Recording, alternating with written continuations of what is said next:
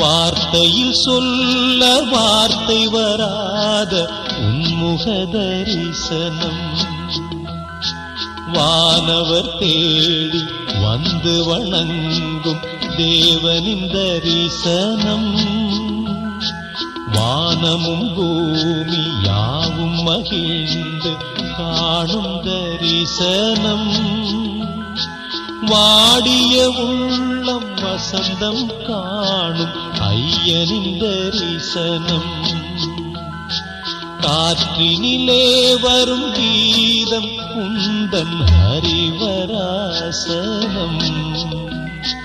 கார்த்திகை மார்கழி காலம் தோறும் புண்ணிய தரிசனம்